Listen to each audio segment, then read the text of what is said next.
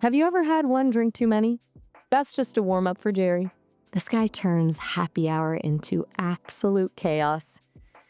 Today's booze-soaked poetic epic is about drunk Jerry, a barfly who drinks like a fish and stumbles into the most ridiculous situations. His story goes like this. Young Jerry sat, a picture of despair. His love had left. It was tough to bear. His heart was crushed, his spirit low. To the bar he'd go, you know?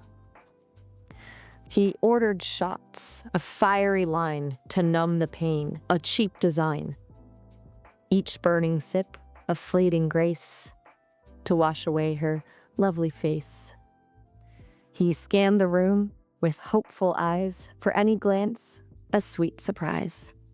He cleared his throat and tried to speak. The weather's nice. His voice was weak. One lady frowned and shook her head and quickly turned away instead. Another laughed, a brittle sound as Jerry stumbled on the ground. Not a graceful stumble, mind you, more of a flail. Here, he spotted then, a welcome sight, a chair with a jacket, bathed in light. He blinked and honestly couldn't quite tell if he thought it was a woman. Quite lovely as well. A vision in tweed. So sophisticated and chic, he shuffled closer, with a hopeful squeak. "Good evening, madam," he slurred with a grin. "You're the prettiest thing I've seen within." The jacket, of course, remained still and tight. The chair just sat there, offering no polite light. He sighed dramatically, a woeful sound, then turned his gaze to the floor around. And that's when he saw it, a curious view. An upside-down mop, glistening and new. He blinked again, his vision quite blurred, and swore he saw a woman, perfectly stirred. The bristles flowed, a golden mane, a vision born of alcohol and pain. He winked and swayed and drew quite near. "A lovely evening, my dear, my dear." He reached a hand to touch her face and grabbed a handful of mop head space. The barmaid gasped, a stifled shout, as Jerry stumbled all about. He mumbled sweet nothings, soft and low, to the bucket resting down below. "Your figure's striking," he proclaimed with glee. "The finest woman I've ever seen. You see?" Then, overcome with emotion, and perhaps too much gin, he leaned in close and promptly threw up within. A geyser of regret, a bubbling stream, directly into the bucket, it would seem. And then, with a hiccup and a tearful plea, he apologized to the mop. "Oh, forgive me." A burly fellow, strong and stout, let out a roar and dragged him out. "You're bothering folks, you silly man. Now go and find a garbage can," Jerry protested, weak and mild. "I'm just admiring a woman. Wild. And free. And fluffy." He stumbled toward the door, confused and slow, as the bartender yelled, "Last call. You gotta go." He lurched onto the street, beneath the moon, a wobbly figure, coming undone. He stumbled and swayed, a drunken spree, muttering apologies to a nearby tree. He tripped on the curb, a graceless fall, and rolled along, ignoring gravity's call. He weaved and wobbled, a comical sight, disappearing slowly into the night. Each step, a struggle, a clumsy advance, a drunken ballet, a hopeless dance.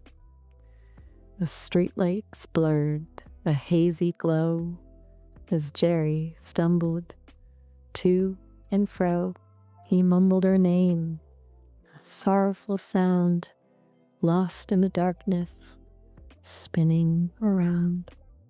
And so he walked into the night, a testament to heartbreak and cheap delight, a lonely figure, lost and forlorn, stumbling onward till the break of dawn. But walking, he found, was quite a plight, his legs protesting with all their might.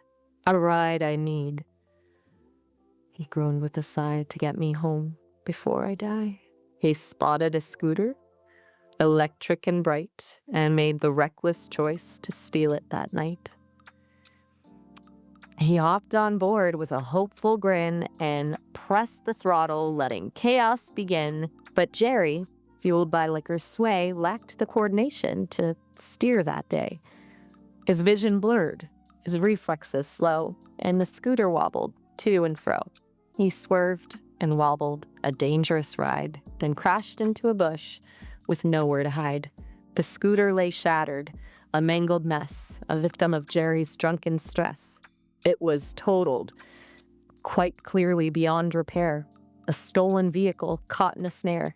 Perhaps, he mused, with a wobbly frown, a faster vehicle can turn things around. Then a motorcycle gleamed, sleek and bold, a tempting target for a story untold. He stole the bike with a confident air and revved the engine without a care. He zoomed down the street, a speeding blur, ignoring the warnings, both loud and sure. But Jerry's control was shaky and weak, his drunken judgment causing havoc to wreak. He swerved around corners, wild and free, then lost control for all to see. He flew through the air, a soaring sight, then landed with a thump in bushes, soft and bright. A few scrapes and bruises, a minor sting, but the motorcycle's fate, a tragic thing. It lay in pieces, twisted and torn, another stolen vehicle, utterly forlorn. He groaned and he grumbled, a frustrated sound. A car is what I need, safe and sound. Then, a sight that caught his wandering eye.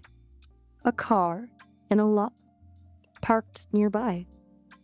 The engine was running, a welcoming hum, an invitation to freedom, surely to come. It looked strangely familiar, a nagging thought, a memory surfacing, dearly bought. He slayed in the driver's seat with a hopeful cheer and prepared to escape, to conquer his fear. But Jerry, alas, forgot a key thing: how to shift gears, how to make the car sing. He pressed on the gas with all of his might, and the car lurched forward, a terrifying sight.